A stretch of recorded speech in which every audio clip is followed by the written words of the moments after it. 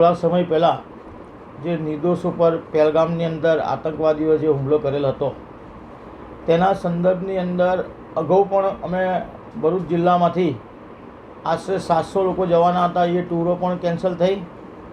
ત્યારબાદ ભારતે વળતો જવાબ આપવા માટે જે યુદ્ધનું એલાન કર્યું અને જે નિર્દોષોનો બદલો લેવા માટે જે ઓપરેશન સિંદૂર કરેલ છે એ આવકારદાયક છે અને અમે સૌ આવકારીએ છીએ. ભરૂચ જિલ્લામાંથી 1 મહિના બાદ જુલાઈમાં અમરનાથની યાત્રા જે દર વર્ષે જાય છે તેમાં ભરૂચ જિલ્લામાંથી આશરે 1500થી 2000 લોકો અમરનાથ યાત્રાએ જાય છે. અમુક બસ દ્વારા જાય છે, અમુક ટ્રેન દ્વારા જાય છે.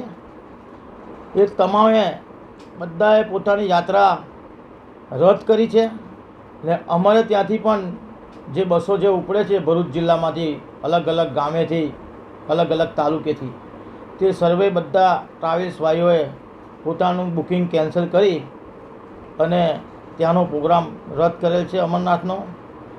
સામે વેકેશન છે.